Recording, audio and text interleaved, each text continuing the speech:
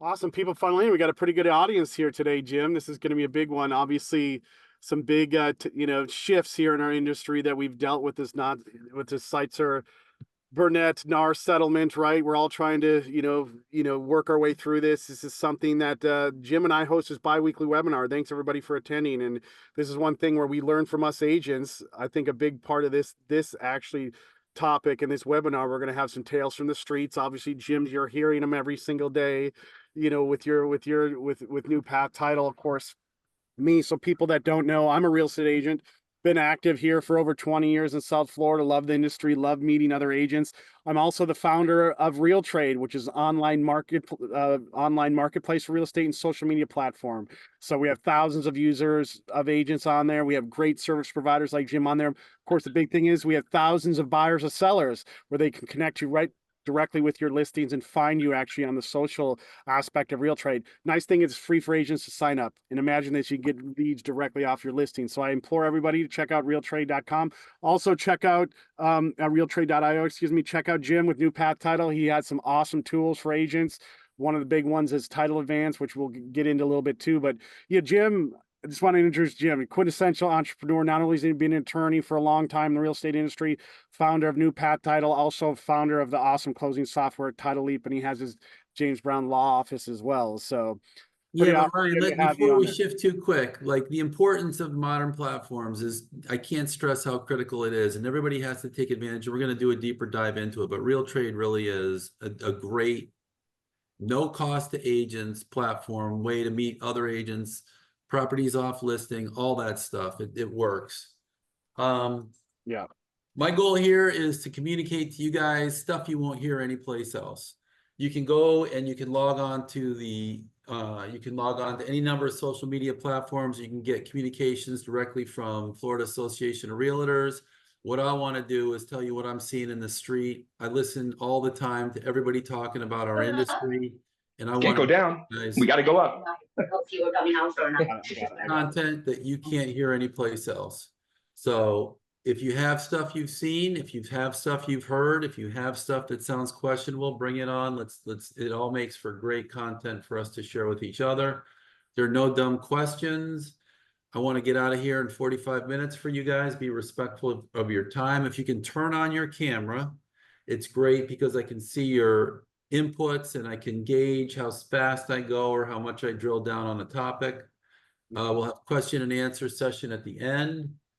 Ryan's going to give you some more time-saving tools. I'm going to try to give you some more time-saving tools for efficient realtoring. I had a realtor call me the other day, and she said, "What will you do to get my business?" I would. Go ahead, Jim. What will you guys do to get my business? And she said, my title agent, she goes above and beyond and she does all these things. I said, I'm going to give you more tools to make you efficient. And they were blown away when I started listing them the things that we provide to agents to make the agents more efficient. And I was going to tell everybody too, if you have any questions, you can raise your hand, put them in the chat, We'll get to them. And you can always go to New Path Title and click on 24/7 attorney support and text me whatever you need to text me. All right. Today, we want to talk about bulletproofing your closing. Some of this stuff is new from Sitzer Burnett. Some of this stuff is old school, but the reality is we need to know, we need to lean into all the tools we can lean into to make sure we're getting paid at the end of the deal. I had a little bit of technical difficulty. We lost our internet connection at the last minute before the show started, so I'm a little bit still getting set up. All right, can you guys see my screen, Ryan? Yep, we can see the outline. Yep. All right, make sure you get paid. In the post-Sitzer NAR settlement world, things you can do to make sure you get your commission. The date is September 10th. This is incredibly important that everybody who's watching this in the future understands today is September 10th. Why? Because how many shows have we done on this topic, Ryan? Is this our third or fourth? Yeah, about fourth one. Yep. Advice I'm giving based on information I'm receiving from brokerage attorneys is different than it was on day one. Mm-hmm. It's just reality. There is one thing for sure, changes on us and more changes coming. In the meantime, what can agents lean into and shore up their deals to make sure they get paid? Real estate is ever changing, more so now than in the past. When I was in school, I was telling you guys at the beginning of the show about the paper MLS and floor time. When I was in law school, I was using the copier at midnight on a Friday night, and this old guy shows up and he says, "What are you doing?" And I said, "What are you practicing?" And I said, "Real estate." And he says, "Oh, that's great." He says, "There's no deadlines and the law never changes." That was 20 years ago, and all I've experienced since I graduated is changing law and deadlines. So There you go. that has not been my experience. We talked about the book and floor time. You had to drive to the office. When there was floor time, agents had to stop what they were doing, drive to the office and answer the phone. The best agents got the best floor time. The worst agents got floor time in the evenings or early in the morning. You guys, I'm not going to tell you everything is peaches and cream. I'm just going to tell you that change is inevitable. And I do believe that we're going to survive this change, but I will not tell you for a second this is easy. Sitzer NAR settlement, it's just another iteration of the sales evolution process. It sucks, but let's just embrace it. And it's going to get more strict. It's not going easier. This is not a pendulum that's going to swing back and go like, okay, we can start advertising buyers' commissions again, buyers' compensation again. It's not happening. This is not a shock show where we're going to shock you into motivation. I'm going to tell you that we are moving more towards an uncoupled world where sellers agents will never be paying buyers agents again. And it's just a matter of time. Sellers agents paying buyers agents. Sellers paying buyers agents we'll get into a little bit deeper, but I'm talking specifically about uncoupling the relationship on the money issue between sellers agents and buyers agents. There are moles and spies in your Facebook groups. Period. End of story. I've heard from them. They are there. North Carolina listing agent cut a 3 into the backyard of their listing, flew a drone over the yard and made it one of the shots in their pictures and got fined. By the MLS, I assume. It was a mole in their Facebook group who reported them. Wow. The good news is now, you guys, we have to have fun with this, right? We're only around for a short time. We're not around for a long time. We're here for a good time. We got to have fun with this. The good news is now buyers agents have to talk to you before they make offers. That's a good thing. There's a whole lot of conversations. How many times have we gotten offers and we wish we had talked to the buyer before they made this offer? Now that stuff is going to happen. Get used to sellers not wanting to pay buyers comp. I have met with sellers this week, me personally, clients I represent, and they tell me the craziest things. We'll go into it in a few more minutes. But we're not paying compensation to the seller's agent, and we're not paying compensation to the buyer's agent. Then I've had a few say we're not paying compensation to the seller's agent. We'll talk about how to handle that. But they are regularly saying we're not paying compensation to buyer's agents. There's one agent I've heard, and I don't think it's necessarily not true. Why offer 3 if the buyer's agent's already willing to accept 2? And you don't know that until you've had the conversation. And we've seen it in-house over and over. I just saw it a couple days ago in a $13.5 million deal. The seller was willing to pay more than the buyer's agent had signed up for. So now there's more money flowing into the deal than had to flow into the deal. So waiting for the compensation discussion until the offer comes in is not necessarily the worst thing. We all know the stats on how much better your listing looks if you're paying buyer's agency ahead of time and you announce it ahead of time. We all know the stats, but just get used to the fact that more and more sellers are going to say, I don't want to pay buyer's comp, and that's not the end of the world. If you don't believe more change is coming, take a look at the bottom of every single form that's been given to you by the Florida realtors. They won't even take a position on where they think the industry is going. At the very bottom of every single one of your forms, it says, this form is not a legally, it cannot be relied upon for legal implication. There you go. Our agency, our association will not stand behind where they think this thing is going. And that's, you know, it's just a reality. And I tell this all the time, you guys, we just have to be more critically thinking than ever. If you hear something, whether it's on social media, whether it's, I hate to sound so emphatic. I got to tone it down probably a little bit. But if when you hear something, it doesn't matter where it comes from. We have to drill down on who's telling us this and what is their motivation. It's just reality. I don't think it's an impossible dynamic to live with. I love the fact Amy Jo is nodding, and that's part of the reason why I like the cameras, but it's just reality. We have to consider the source, and that's the first step in critical thinking. I get asked recently all the time, should I stay in NAR? As much as I'm reluctant to say this, yes. And I heard the best discussion early this morning on why. We need a trade association run by an independent third body. We do not need Zillow or Realtor.com being the advocate for our industry. We have to have an independent body. So do I think NAR has done a great job for us necessarily? I think it could have been better. Do I think it's bloated? Do I think it's not necessarily on point with where the agents need the association to be? Yes. But do I think we need an independent body? Absolutely.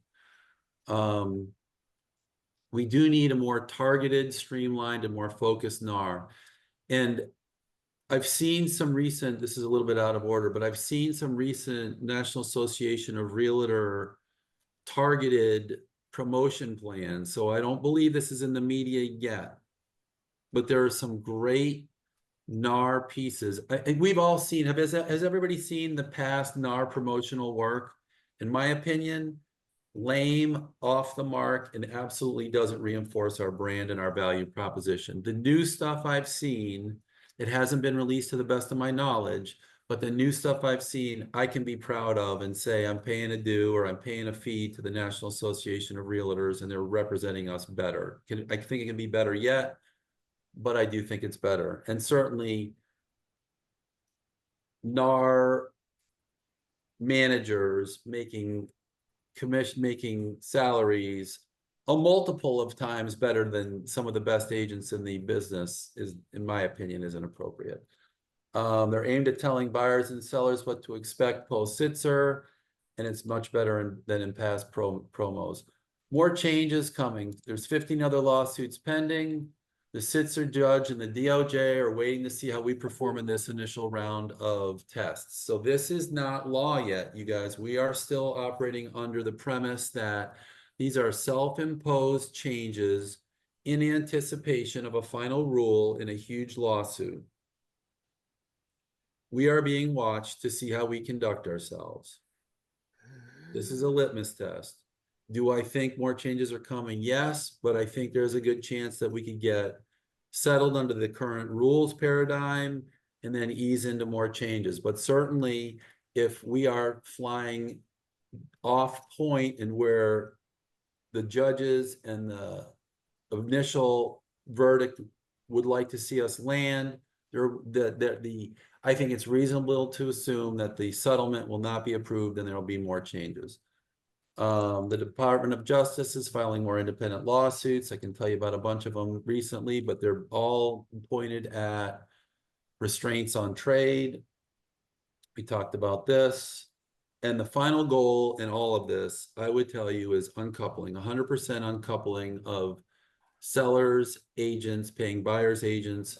And then I think ideally, but I don't think it's realistic, sellers not paying buyer's agency. But I won't go there because I won't go that far because I don't think you could have a rule that's not a restraint on trade that says sellers can't pay whoever they want to pay. I mean, that's incredible, right? I mean, why would they ever? I mean, if it's an agreement between the seller and the buyer's agent. What, Yeah, believe I that. don't think, it's the same thing as, and I liken it to, you lost your dog and you put a sign on the light post and it says $100 reward paid for anybody who helps me find my dog. Doesn't say you have to find the dog. It just says you're paying a fee to anybody. And I don't think you could write a rule in the real estate space over that without calling it a restraint on trade.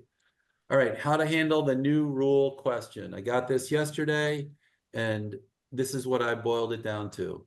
There's two major changes. First, you want to say, what do you know? And then there's two major changes. No advertising buyer's comp on the MLS, and buyers have to sign written agreements to work with a buyer's agent. Full stop. That's all you got to say. Don't go into lengthy detail. I heard an agent explaining this way beyond what they needed to. All it did was add confusion. There's a ton of confusion in the marketplace. I had a seller yesterday tell me I had a seller tell me yesterday under the new rules, they don't have to pay a buyer's agent. No, that's always been the rule, but they insisted that they listened on the news that the buyer's agent now didn't have to get paid. And I told them that this was always the way it's been. This is nothing new. The word choice you use is critical.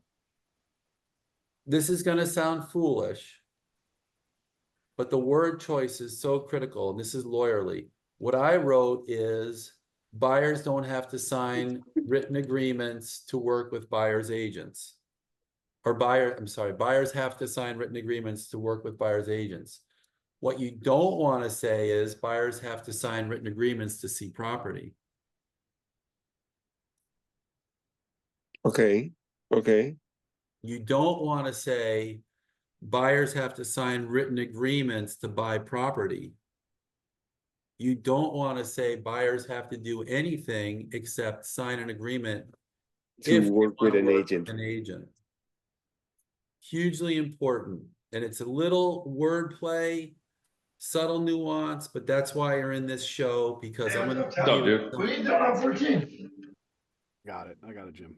You got it. I'm going to tell you the stuff you won't hear anyplace else. And I've been listening to a ton of this stuff. And if you guys have heard it someplace else, I'm happy to hear about it, but I have not.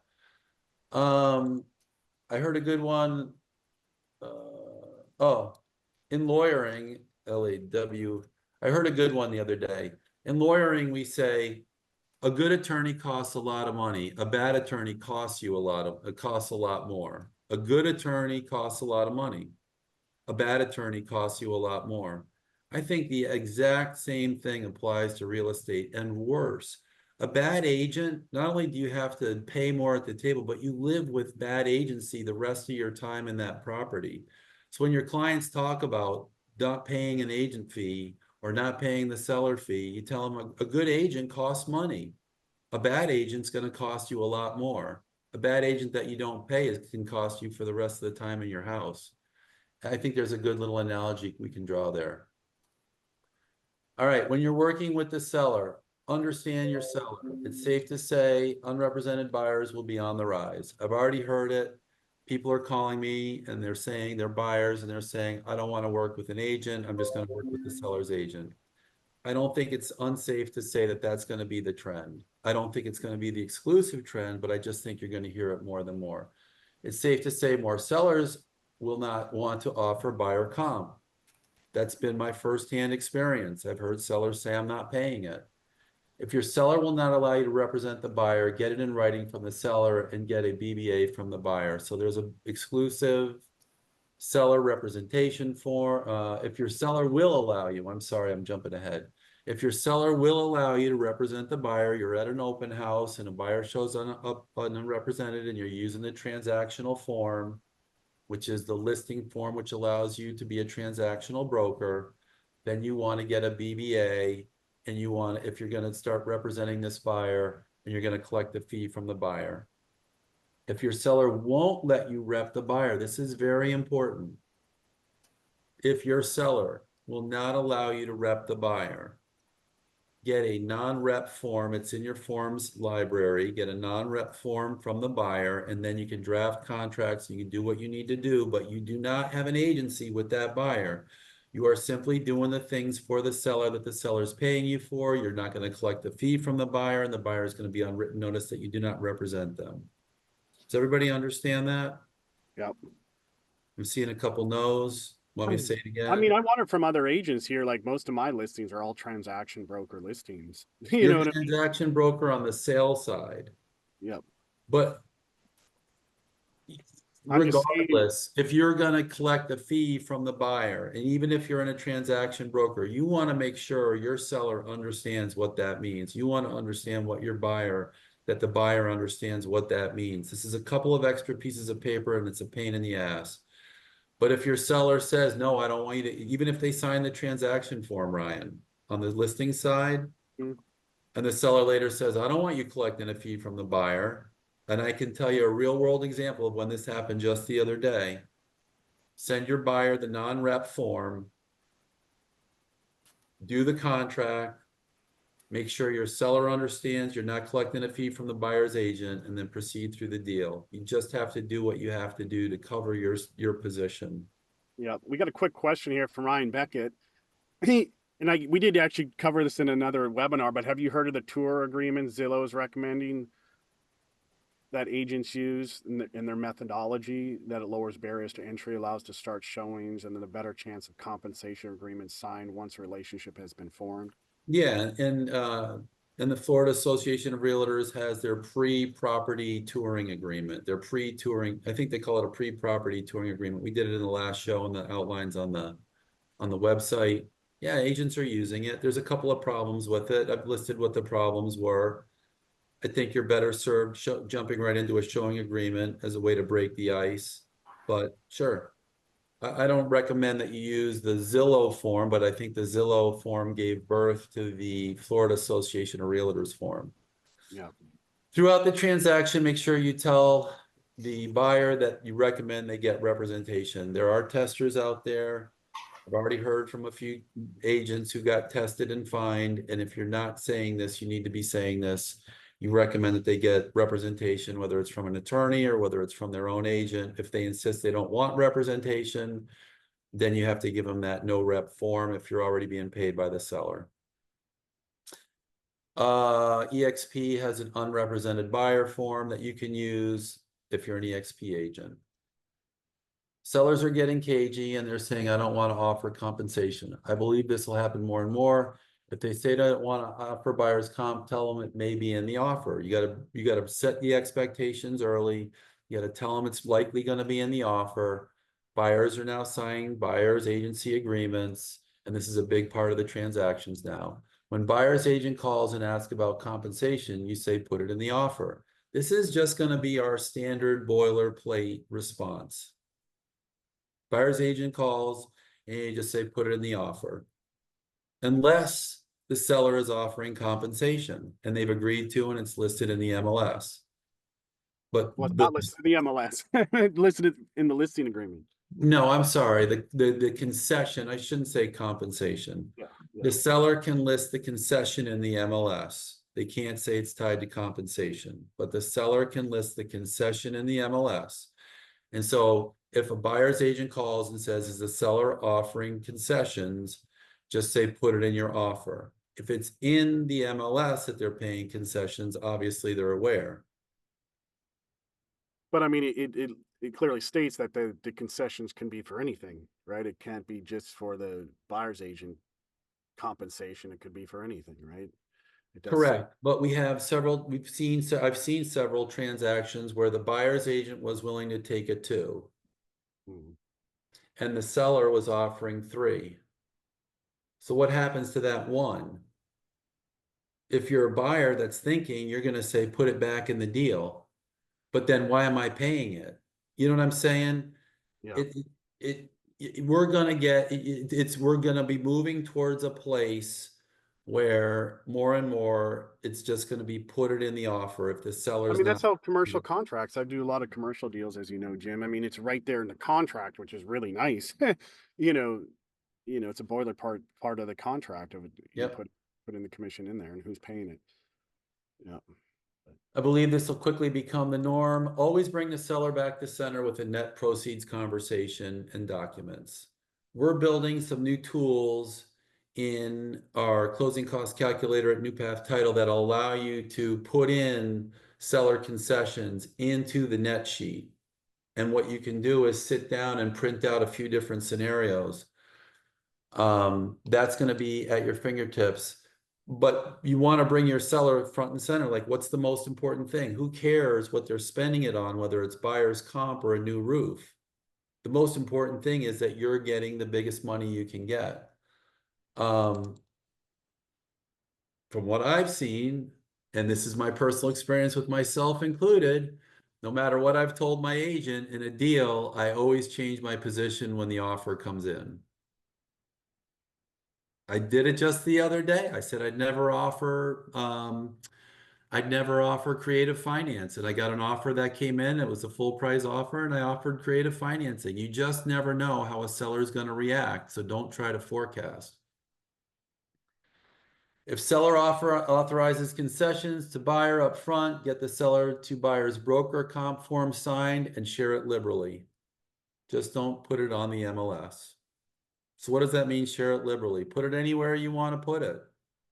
You can put it in the lockbox. You can put it in your Facebook group. You can put it anywhere you want.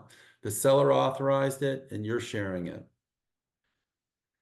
In the next week, our closing cost calculator will have seller's concession calculations. We talked about that, and it's going to have it on the sales side and the buy side. It takes a ton of logic to think this stuff through, and we've met several times with our developer, and we're building it now. There are a ton of forms offered by various brokerages. You need to be familiar with them. Why? When interviewing sellers or you're interviewing buyers, they're going to ask about other brokerage terms. You have to be on your game.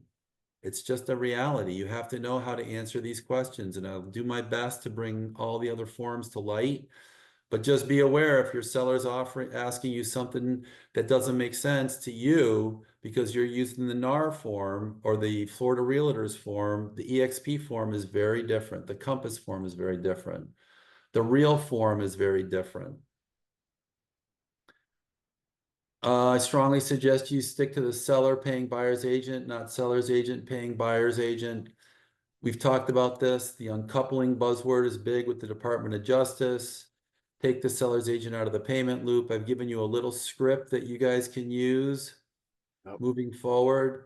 Put a splittable number in section 8A. This is a little bit redundant, but I'm still getting lots of calls on it. Does everybody know what I'm talking about when I say put it in 8A?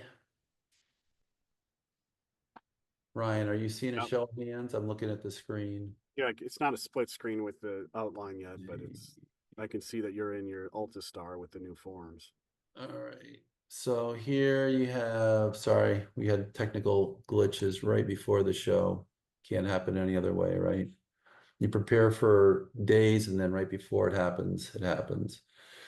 So here you have the listing agreement, owners, let's see, exclusive transaction broker.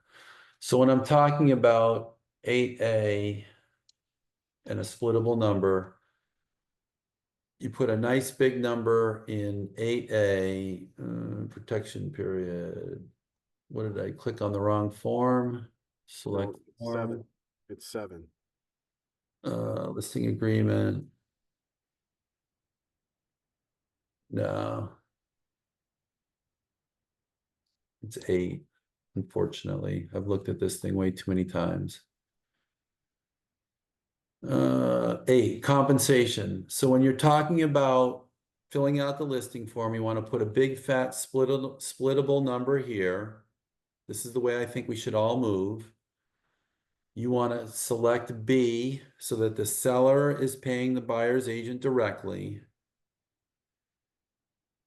And then Amy Jo's heard me say this a million times. In additional terms, you want to make sure you're saying that the fee that's going to be paid to the selling agent is going to be reduced by the amount paid to the buyer's agent, not to exceed a certain value. So what I've been telling agents is broker's compensation shall be reduced by the amount seller pays buyer's broker. However, the compensation due broker shall not be less than 3%. I'm going out on a limb, you guys. I'm not getting a salary from the Florida Association of Realtors, the National Association of Realtors, but I'm willing to take a position to help you guys get to the goal. And that's obviously going to be affected by whatever values you select. It's not, those aren't engraved in stone. Those are just examples. Before you use this, get your broker's authorization if you're not the broker. What can you put in the MLS or use to advertise buyer's comp? Well, we talked about you can't cut a giant 3 in the backyard and fly over your yard with a drone and take a picture of the 3. In the MLS, this should be comp capitalized. You can write without getting penalized. We love buyers brokers. Seller will entertain buyer's broker compensation. Have you guys heard this being told to you from anybody else that you can put this in the MLS? So the seller will entertain buyer concessions. Yep. I'm sorry. Seller will entertain buyer. Let's see. How would be a better way to? We love buyer's brokers. Seller will entertain buyer's compensation. Ooh, but I don't know that you want to put compensation in the MLS. No, you don't want that. Seller will entertain concessions to buyer. I'm just going to say that. I hate to sound so particular, but all the word choice is very important. There, you can't. I don't want to say over wordsmith or overthink it, but you just have to think from two positions, two perspectives, the buyer's perspective and a regulator's perspective. Yep. I just met a young agent fined $500 for putting their listing agreement with the buyer's comp in the broker section of the MLS. It just happened. It's the one you know about, Amy Jo. I hate coming back to you, but you know about this one. And it just happened the other day. And they thought they were a young guy, super eager. Jessica heard about this one. They put their listing agreement in the MLS and they got fined within, I think it was an hour or 2 or 3, did he say? And it was $500. Was it honest? Was it an honest mistake? Yes, he was not trying to get one over, but they're watching. Don't ask me how, it must be AI. Flyers in an open house. It's not a problem to have flyers in your open house with the seller's concession to buyer. On your brokerage website, on your Facebook site, on your social media, you can advertise sellers concessions to buyer. You can't put comp offers in the lockbox. You know what? I think I said something wrong earlier too. I did listen to a attorney for a brokerage saying don't put buyer's comp offers in your lockbox. If I said it earlier in the podcast, it was an error. The lockbox is deemed a product, a tool, a instrumentality of your MLS. So you can't put offers of compensation in the lockbox. So, I mean, of a manual lockbox, like you can't put it in a piece of paper in the manual. I mean, I could see you couldn't have it on the, electronic one that they go through. No, the electronic one provided by. Yeah. So you're talking, the electronic one. So how should I word this, Ryan? No comp offers in the lockbox provided by your MLS? Well, Supra. It's the Supra. So on Supra, you could, which a lot of listing agents do, Jim. So they hook up the listing with a Supra lockbox, right? So buyers agents can go on the MLS and actually, see when the reservations are for the listing, and they can pick a time that works for them. So they didn't even have to call the listing agent. They then get listed. Okay, it's open that time, you have it. But from my understanding, the listing agent cannot put in the Super system, hey, I'm paying a buyer's, 3. No. So you can't put that. Even if it's a comp form, even if it's a compensation form signed by your seller, just like you can't put it on the MLS, you can't put it in the lockbox. Can't put it in Supra on Supra. But I'm just saying, I mean, if it's the old school lockbox, right, where they put in the code at the door, put a piece of paper in there. Your lockbox that you paid for that you hang on the door. Yeah. Or you write it with fingernail polish on the lid of your lockbox. Don't put. I mean, you can put it on. I mean, you can put it on the sign, Jim. Right? You can put it on the sign, right, on your for sale sign in front of your house. You can say, "Hey, offering, buyer agent friendly, 3% or 2.5% or whatever." So there was this is one I've told before, but I'll tell it again because I love it. The agent said, we love buyer's agents and we always leave cookies on the counter that show how much we love buyer's agents. And they had 3 cookies on the counter and they got fined. Mhm. Decoupling is real. It's coming. Hey, Embrace it. Jim, Federico just asked this quick question. We got Yeah. some questions coming in from Ryan Beck and Federico. Are we still using this contract is contingent on seller side paying buyer's agent 3% at closing in the additional clauses of their Yep. offer? Yeah. We're going to get to that in a minute. Yep. Okay, good. Yeah. Uncoupling is real. Just get familiar with it and embrace it. Your next seller has no idea how you conducted your last sale. So we're uncomfortable changing directions. But the seller you sit with today has no idea what happened in the past or is familiar with past practices. So you just want to speak confidently and project like this is the way it's always been done, and they're gonna buy into that energy. If you're reluctant or you're hedging, and I've heard agents say, well, we've never done it in the past this way, but this is how we're gonna do it to their client.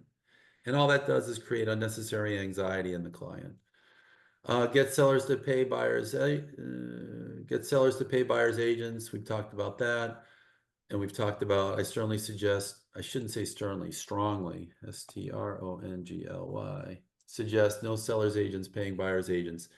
There are some brokerage attorneys out there, national brokerages, and they're not letting their agents pay the buyer's agent. There's a reason. They're forward thinking. There's a reason why our local realtor board is still allowing it, and that's because, in my humble opinion, they want to collect dues, and if they throw forms out there that rob you of your previous ways of doing business, it's tougher for them to collect dues. But I don't necessarily think it's in your best interest. I think you have to make that B election on the form we showed. Make sure the buyer's lender knows what portion of the deal is buyer's compensation. So whether you're on the buy side or the sell side, if the lender is considering the compensation offer part of the thing that the lender is financing, it's going to decrease the pot that the buyer has to dip into, and it's going to hurt the position of the buyer. So you have to make sure that the buyer's lender is not considering the offer of compensation included in the calculations that the lender is going to use against the buyer.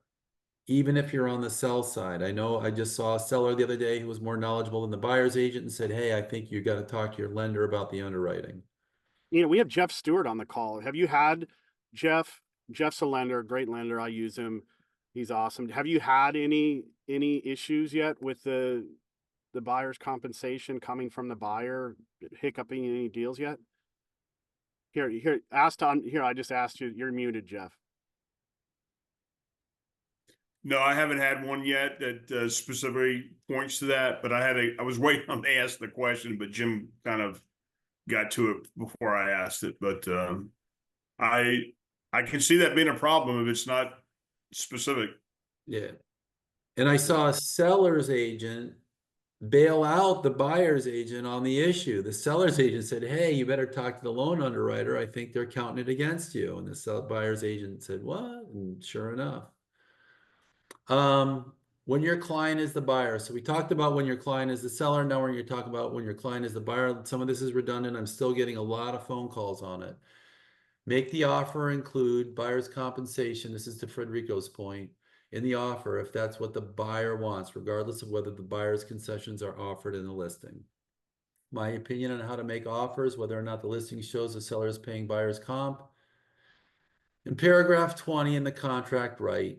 This contract is contingent on seller's side, not seller, not seller's agent, seller's side paying buyer's agent 3% of the purchase price or whatever commission you guys want to land on. Have your buyer sign the offer. Send the offer to seller's agent. With the offer, send the seller to buyer's agent compensation agreement with the same percentage as the contract offer. Mm-hmm. I've said it in the last show we were on. I'm hearing about it more and more from brokerage attorneys all over the country. This is just what we have to get used to. And when I say seller side, that's for a specific reason. Right. I mean, just to be clear, guys, in paragraph 20, this is protecting your commission as the buyer's agent right in there. on paragraph 20, this contract is contingent on seller side, paying buyer's agent 3% of the purchase price at closing. And then in addition to, get the compensation agreement, which is in your Star forms and also, on your MLS as well. Then there's no getting around it at that point. And by saying seller's side, you've captured sellers paying buyer's agents and sellers agents paying buyer's agents. But you want to send over the form that's the seller paying the buyer's agent. That's my opinion. And if they say, no, the seller's agent is paying, then you counter with the seller's agent form, but lead with the seller paying the buyer's agent form. Have your buyer sign the offer. Ryan said something very subtly when he was explaining what was going on. If you have everything in the offer, there can be no allegation that the agent was steering the deal to transactions that were offering comp. So if everything is in the offer and the buyer signs the offer, everybody's on the same page. There's no buyer leading the deal there's no buyer's agent leading the deal by saying, hey, before the offer comes over, send me a copy of your seller's comp form, which I've heard lots of agents doing. Send the offer to the seller's agent. With the offer, send the seller. We talked about that. I would not, and I'm catching flack for this, but I would not contact the seller ahead of the offer if your only contact to the listing agent is, hey, is the seller offering buyer's comp? I would just take that out of your toolbox. And if you're going to talk to the seller's agent ahead of the offer, great, but don't make your only conversation buyer's comp. Why? Testers are listening and they're putting up listings to make sure that agents aren't leading the conversation with who's offering comp and who's not, and those are going to be the offers they make or not. Is that clear? I mean, yeah. I mean, it's just crazy that they have, moles in the system here that are, checking to see. I mean, I've had a lot of listings, and it's like like I said, a lot of the buyer's agents, that's the first question they ask, what And compensation. I'm hearing it all the time. I But if know. we get into the habit of and you guys, listen, if you have strong opinions about something or I say something that's inconsistent with the way you want to practice, I want you to speak up. That's the value of this community. We help each other. I always say iron sharpens iron. What's up, Pablo? I have a question. One of my listings, I have a text message from an agent. I believe it was one of the big companies. They was asking if the seller was paying compensation. I mean, I'm telling you this, and I answer in a text message. Is that okay? Or? I don't think there's any problem for a listing agent to answer the buyer's agent question. I think a listing agent is not hurting their position or exposing themselves to future liability if a buying agent says, hey, are they offering it? I don't think there's a problem if the seller's agent leads with that conversation. What I'm saying is, on the other side of the fence, if buyers agents are making that the initial point of conversation with selling agents, that can be problematic for buying agents. You guys, these are subtle nuances. So listen, this is great, Jim, and we're going down some great rabbit holes because this is actually part of the conversation. This is the meat right This here. is the meat of it. So like here, Ryan Beckett has a great point here. So we put in there in paragraph 20, this contract is contingent upon seller side paying buyer's agent 3% of purchase price at closing. And then in addition to, then we put in the compensation agreement to the seller as well. But is it also considered an offer and such that it can be countered, i.e. is the seller counters the price and the compensation? Sure. I mean, if the price is acceptable to buyer, and they're right away countering on the buyer's agent commission, it just really puts us in a pickle. It just seems like the buyer's agent is just getting negotiated right off the top, I guess. Is that what you're saying, Beckett? Yeah. Yeah. This is all a negotiable part of the transaction. That's just the world we live in now. Yeah. Well, I'm just saying hypothetically, say you're the buyer's agent, home for your buyer, for them to raise their family in. Seller says yes, accepting price and all terms. 1%, no commission, whatever they counter on that, you know, as a buyer's agent, you're handcuffed. What are you going to do? Well, you've got a BBA that says you're going to collect the balance of your fee from the buyer. Right. Yep. You can raise the price of the property. You can always counter with raising the price. If they insist they want to get that concession, they want to get that fee in the deal, you can raise the price. Brings up a good point, the BBA, right? I mean, if you have it, Ryan, at 3% with your buyers, you know, with your buyers, then they're going to have to pay the difference.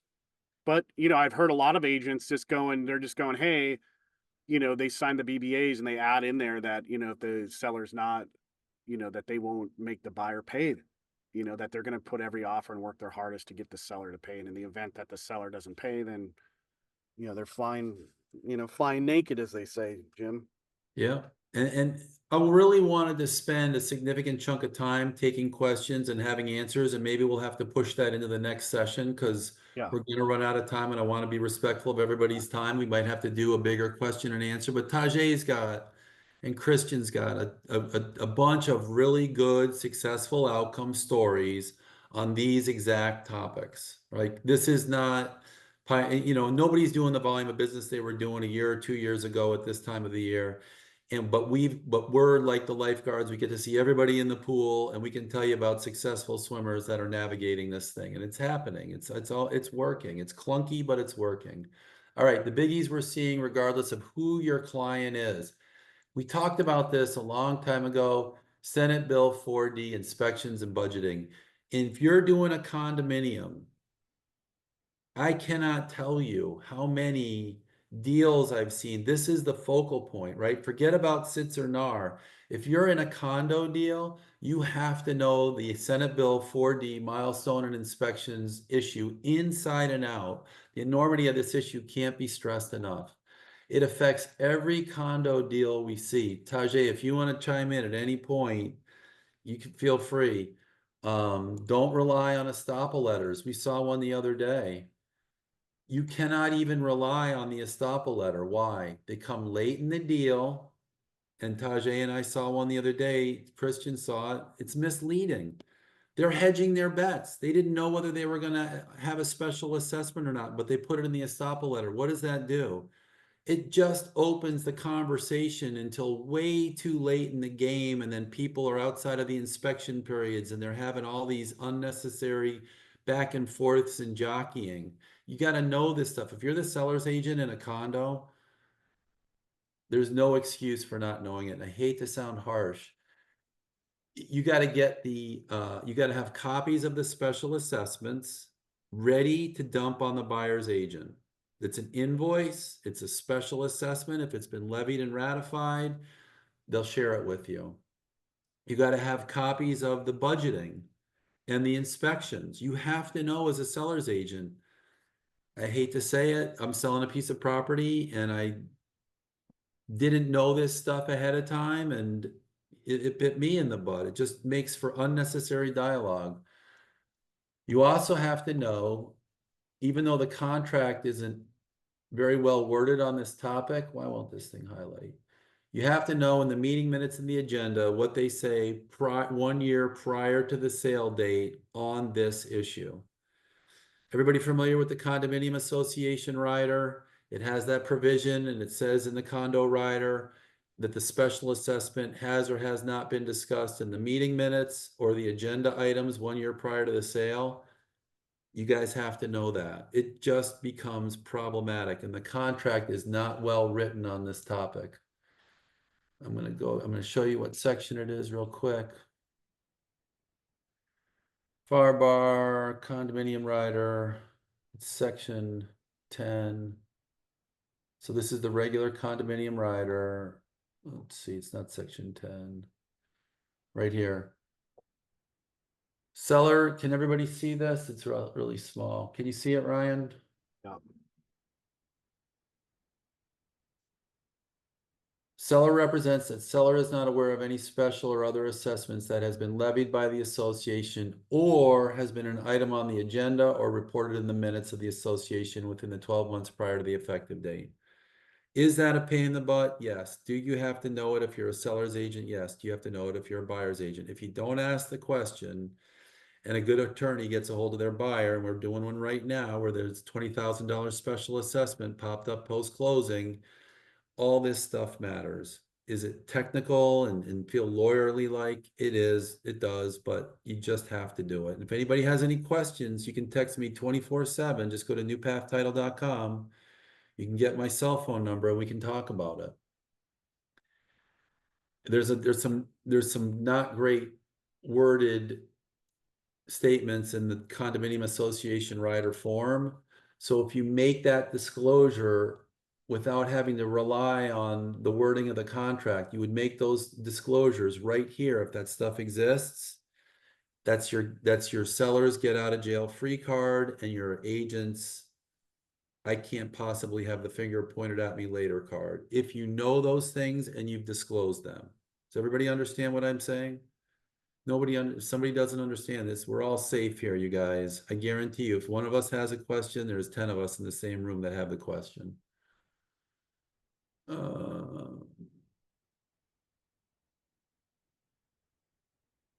Make all your offers, and I'll give you, I have a form that I've passed around before called Magic Language. It's just stuff I've seen. It's examples of addendum language I've seen from successful transactions in the past. I'm going to put something in there, but the bottom line is make your offers. If you're on the buy side, make your offers with seller paying all the special assessments at closing related to these issues. And we'll come up with some really artfully worded language to put in there. But the bottom line is, if you're representing a buyer, if you're representing the seller, you know everything about the deal. You know all the milestone inspections and budgeting, and you know the special assessment values. If you're representing a buyer, you want to enter the transaction assuming that the seller is going to pay all those at closing. You make your offer based on that assumption, and if that's not going to be ratified by the seller, you're going to force that conversation to occur early in the deal. I love the fact Ryan's nodding.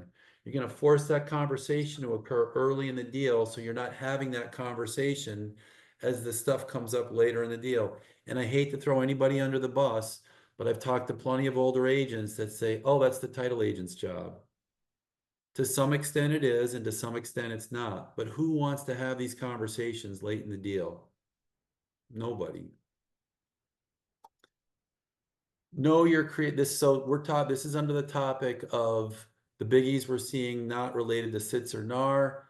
Know your creative finance and seller finance options. We did 3 seller finance deals in 1 week. This is real. Seller finance, I hate to say it, but with few exceptions, I've never seen an agent give great, I have seen few agents give great advice on the topic of seller finance. What's the biggest thing that they don't do is they don't advise their sellers to take a big loan to value ratio. What does that mean? If you're telling your seller 95% financing is okay to make the deal happen because your purchase price is so high, and I just did one myself personally, I had the purchase price real high and I gave a little bit more loan to value ratio. Just understand that late in the deal, not late in the deal, after the closing, if the buyer fails to make a payment, that seller could be reaching in their pocket to pay an attorney to do the foreclosure. So give you an example, if you have a $300,000 sale and you do 90% loan to value, the deal is going to be financed, let's 95% loan to value. The seller's only going to receive a couple of grand at the closing table. If the buyer doesn't make a payment, now they have to go out of pocket more than they received at the closing to hire their attorney. Does that make sense? It means that your seller could be disappointed when they call you and they say, I only received 10 grand at the closing table, but now I have to pay an attorney 15 grand or 20 grand to do the foreclosure. Should it be that much? No, but I'm just saying those are some examples I've seen. And so you always want to give your seller advice on 70% loan to value and talk to an attorney. You don't want your seller mad because they've overlent in the deal. This is all same points on the same issue. Choose a title agent that can advise on these issues. You want to take yourself out of the advice loop. You want to give some guiding and advice, but you want to use a title agent that has an attorney that can steer them without you guys being in the hot seat. Know your seller ahead of time. You're doing this at the time of listing. Do they have a mortgage? What stage of life are they at?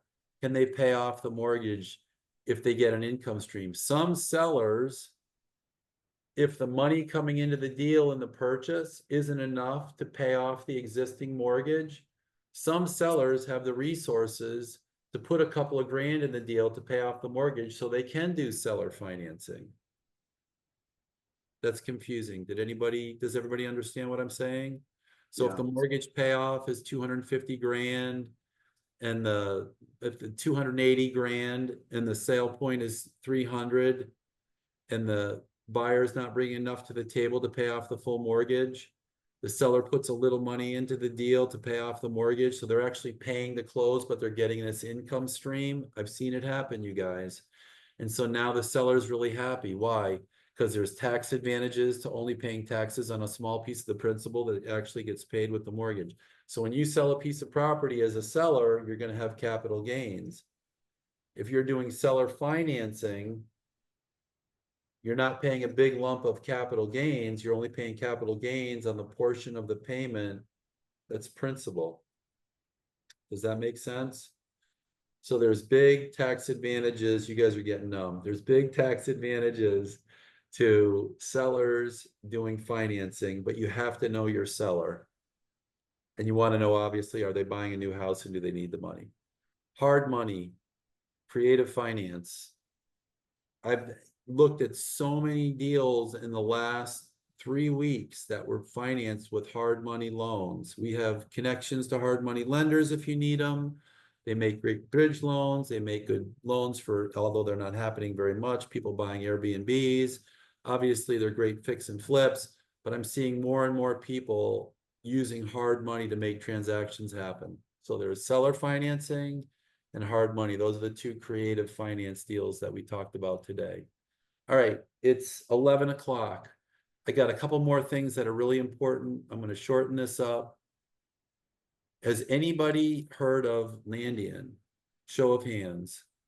Do not fear Landian. I signed up for a Landian tour the other day. I can't say this enough. These guys are useless. They do not have connections with the buyer's agents. They're confused. The platform is terrible. I have agents that have tried to become agents of Landian. You guys, this is beyond beta. Do you know what beta is? Beta is when you're testing a concept and some of it works and some of it doesn't. This is beyond beta. I mean, I see it in the outline, but just so everybody knows, this is founded by the plaintiff in the Sitzer lawsuit. The plaintiff that filed the Sitzer lawsuit went out and started their own platform. They had a name, they got some funding. Do not fear this platform. Your buyer says, we want to try Landian. You say, be my guest. They served me, and the first time I asked for a Landian showing, they served me a date and a time. I clicked yes. It came back and it said, do you want a second choice? I said yes. Not because I wanted a second choice, because it wouldn't let me take my first choice. The showing that they lined up that they later canceled was the second choice, and they never made an attempt to create a first choice. And the listing agent who had the property, who I know very well because we were testing the system, never got contacted by Landian. So how could they ever have shown the property? This is beyond a joke. There's too many moving parts in that whole system, Jim. You guys, the value of an agent can't be overstressed for exactly what Ryan just said. Yeah. And did they charge you the $49? They came back. I had a screenshot. We had a technical glitch and I couldn't put it on my outline. They came back not once, not twice, not 3 times, 4 times. They said, we're canceling the appointment. First, they said, we're going to give you the backup date. Then they said, we're canceling. Then they said, no, we can make the backup date work.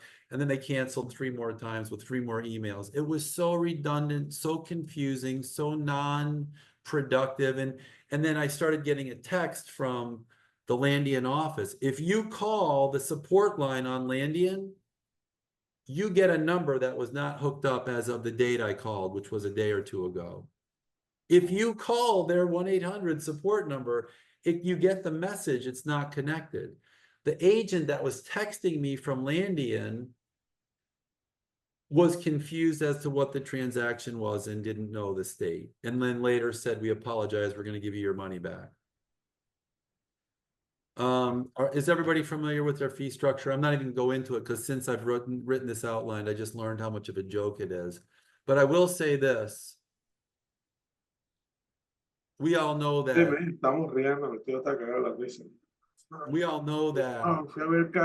a offer starts the conversation. It's not the entire conversation.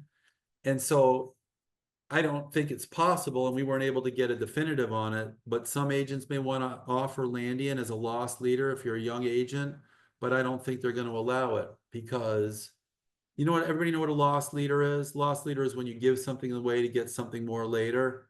And so if you're a young agent, maybe you offer to be a Landian agent, but it's not going to work because all communications in the Landian FAQs, it says all communications have to go through Landian. So if you're going to be an agent that's going to be a Landian agent, every single communication supposedly has to go through their portal. I don't even think they have a portal. But if you're a buyer and one of the reasons you wouldn't go with Landian is because if you're a buyer and you signed up with Landian on Monday, on Tuesday, if you saw a property that you want to make an offer on, you actually have to make it through Landian and you're going to get the worst support. So why would you ever sign up with Landian in the first place? If you sign up with Landian on Monday and you see a property on your own on Tuesday, under the Landian model, that offer has to go through Landian. But we all know the level of support, if that buyer ever applied for a Landian transaction, the level of support is non-existent. So now you're trapped in this portal subject to potentially penalties, contractual penalties from Landian. And I don't want to beat a dead horse, but it's just going to be a failed, miserable experience. Landian misleads buyers and says sellers agents hate getting calls from buyers agents directly. So these are some of the talking points you would use for your buyers that say, oh, we're going to use Landian. When was the last time you were a listing agent and didn't want to get a call from a buyer directly? That's the holy grail of being a listing agent, the double dip. And so they use misleading tactics. Where does the broker fee go in a Landian transaction? There's no room for it. So now what, are agents going to pay this themselves on a $49 showing? You're going to pay a $495 transaction fee. And this model is already done before and it's not taking hold. Redfin and Help You Sell, they've been doing this for years and it's definitely not dominating our market. So in my opinion, the media is blowing the Landian thing way up. Don't fear it. Platforms that are truly helping agents, we're at 1106. RealTrade. This platform that's truly helping agents. Make sure you have an account. Make sure you read your account every single morning before you start doing anything else. RealTrade accounts get listings. We do sales. Just so you know, we have thousands of buyers and sellers, guys, on the platform. Not all of them register, but they can contact you directly from your listings or your profile. So share your phone number, share your email. They can chat with you right through the app. I mean, I had an agent last week tell me, I have a buyer contact him through the app. So, it happens all the time. So definitely check that out. And then you wanted to get into homes.com. And then homes.com, they've just changed their platform model. They're funded in a big way. Set up a free account. When you set up a free account, it does a cool thing. These are paid accounts. The fees aren't steep. This is a free account. For some reason, this free account is different. They give the listing agent as soon as you land on the page. But then there's other free account. If you don't have a free account, that wasn't to call anybody out, but you don't have a free account, you can't contact the selling agent directly. So if you have a free account, you're going to show up like this. Your phone number, everything proudly displayed right in your listing. If you don't have a free account, you get the name, but you don't get the number and you don't get that proud representation. Yeah, and I just want to say on RealTrade, I have to plug RealTrade. You get a photo, so you upload your photo, you get your Yeah. name, get your phone number, everything's right there on the listing. RealTrade is the easiest. How many agents are you up to, Ryan? Over 2,600 now, Jim. Over When 2,600. we started, you were 600. This Yeah. thing's going like wildfire. There's a reason, because it works. It's It's the new model, and I think it's like, and there's an opportunity there too, though. Like, buyers can search out buyers agents too on RealTrade. So just so that you know, like you could snag buyers if they need a buyer's agent, they can search out too as well. And of course, they view the social feed. One thing that Homes doesn't have that we have is we have the social feed, right? Where you can network with other agents, network with the service providers, and buyers and sellers can find you, and then you can advertise all your listings or your services right there, which is awesome. I think that the social element of RealTrade is a value proposition that can't be stressed enough. Homes.com is not offering it. Homes is just moving in a direction to make the listing agent more visible, more transparent. But They're gonna just up their fees to the listing agent, right? So if you want to be, I would imagine at premier some fee, point they'll they're going to just- get everybody on the platform and start jacking fees. yeah. In the real world, the system is working. Tajay, are you still in the discussion? Let me see if I see him. I don't Is see him. Christian still in here?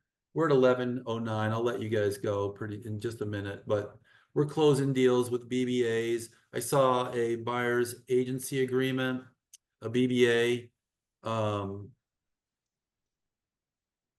It was a Corcoran agreement. I don't know if anybody here is a Corcoran agent. This isn't throwing Corcoran under the bus, but just make sure the way you fill out the form, whether you're using any BBA, just make sure everybody understands what it means. When I was the attorney in the transaction, I wasn't able to determine how the buyer's agent was being paid. The agent and the client had one thing in mind. The client had a little different perspective on it. They had two fees in there, and they just said, if we do this deal, the buyer's agent's going to get 2%. If we have to go to the market and fish for other deals, it's going to be 2.5%. But anybody picking up the form has to be able to tell what it means. So what I'm saying to you is take time when you're drafting your BBAs to make sure everybody's on the same page. Make your client repeat it to you, repeat it to them, and make sure that you're on the same page as to how that structure works. There's still confusion over what to send the title agent or what to send the other side. These BBAs, these showing agreements, these listing agreements, that's your agreement with your client. That is not the agreement that you send to the other side or the title agent. That's your agreement with your client. Open houses, this is what agents are reporting to me. Unrepresented buyers are showing up saying they want to go straight to the listing agent. Sellers are willing to pay buyer's comp when put to the test. And agents generally don't like open houses, but more and more they're telling me they are meeting unrepresented buyers showing up for open houses. I don't know whether this is just locally, hyper local, or this is more of a trend, but agents doing open houses are telling me more and more unrepresented buyers are showing up, and it's an opportunity for them to make those relationships. Even if you don't sell them the open house, obviously you can get into them with another house. I want to go over something that came up to be a huge topic. Does anybody have any questions on that stuff? I want to go over something. It's like a water hose, like a fire hose, but there's some really good nuggets in there, obviously, that we went over, but yeah. Does everybody know that title is not, in Palm Beach County, is paid by seller, not by law, by custom? Title is paid by buyers in other counties, not by law, it's by local custom. If you guys have a relationship with your title agent, who you like, regardless of whether it's me or somebody else, you can write in paragraph 20, the title agent is, and you want to say the closing agent, capital C, capital A, the closing agent is. You can still elect, if you're representing the buyer, you can still elect seller is paying for title. But in paragraph 20, you can have, and you're making your offer, the closing agent is New Path Title. If the seller signs it, regardless of whether they're paying, now the closing agent is going to be the closing agent you like to work with. If you're working with a seller and you're in Broward County and you really like a particular title agent, you want to control as much of the deal as you can. In paragraph 20, you can still earlier in the contract where you have the title election, you can still have the buyer paying the title agent fee, but you can have the seller choosing the title agent. If the buyer doesn't mind, if the buyer doesn't care, you've lost nothing and you've gained a strategy leg hold in the deal. So I want to make sure everybody understands that. I'll make the outline available. I went way over, you guys. I'm very sorry. If you have questions, I'm available to answer them 24/7. Ryan, did you want to say something before we close? No, Jim, thanks for doing this for us. Like I said, Jim's an attorney. He's putting himself on a limb here, trying to help us agents secure our commission. I mean, that was a big topic, obviously, on this webinar. I want to thank you enough. And I just do want to give Jim a great plug here with New Path Title. I mean, he has this awesome closing software called Title Leap, which is like a free contract coordinator for us agents. They keep track of all the drop dead dates. I love using it. It's tough for me as a buyer's agent sometimes with these other title companies. They're not as organized. They don't have Title Leap. Also, you definitely want to use, it's a free service for Jim called Title Advance. Okay, I use it on all my deals, on all my listings, and now too when I'm representing the buyer, because it's basically like a free title report that you get ahead of the deal, and if there's going to be any kind of craziness going into the contract that needs to be addressed, especially as a listing agent, because you don't know if there's some kind of crazy lien. And you don't want to have surprise here 2 weeks prior to closing that there's some kind of hair on the deal, and then that the deal might not close. I've had that happen. And then you got buyers that are buying property and kids are starting school, or you got dads and moms that have to start work on a deadline and they're tight closings. Don't make offers on properties that have title complications, don't have open permits, code violations, all the things that can hold up closings. We're talking about the value prop of agents here. Like, this is a huge one. You know what I mean? As an agent, especially as a buyer's agent, of knowing the title beforehand, even when you're making the offer before you go to the contract, especially, knowing those issues, you look like an informed agent and you're bringing value to the buyer. Same with you representing the seller. If you differentiate yourself as a listing agent going into these different sellers, that you're more knowledgeable than they are on the property that you're trying to sell. One thing I wanted to mention earlier in the show that I didn't, if you guys are doing deals and your buyer financing falls apart and you need hard money lenders, we have hard money lenders we can refer you guys to, and you can get paid. You can get paid a point, you can get paid whatever they're paying out, you can get paid as an agent in the deal making the referral. That's only on hard money lending, though. On hard money lending, yeah. Yeah. You can get paid. And I have to say one more thing too. It has to be it would have to be non-owner occupied. So that for you to get a point, it would have to be non-owner occupied. It's got to be 1 to 4 family, non-owner occupied for a buyer's agent to get a point, or get a fee. But anyways, we have hard money lenders that can absolutely help you out. That's all I've got. We have the law firm. It's full service law firm. If you guys have anything that you need done with regard to evictions, ejectments, partitions, if you got 2 owners of a property that can't get along and they want to do something different with the property, one wants to rent, one wants to sell, we have a tool called partition. We can make sure the sale happens and you guys get your commission.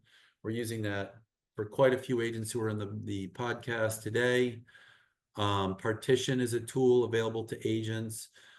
We can also estrange spouses. If you have properties that have to sell with estranged spouses, nobody knows where they are, we can get those properties sold. Ejectment, not eviction. A lot of attorneys will use the wrong tool. So if you have somebody that's staying in the property, they don't have a written lease, a tool we can use is ejectment. It removes a lot of the defenses a occupant may have, and it gets you to the closing finish line quicker than eviction if it's wrongly implemented. That's it, you guys. It's been a pleasure. I'm not getting enough texts from people, and I know people have questions, so don't hesitate, because everybody, the first thing they say to me is, I hate to bother you. I know your time's so valuable. This is the most valuable way I spend my time. So email or text me and let me know what's going on. I want to help. Thanks, Jim. Thanks, everybody, for attending. Till next time.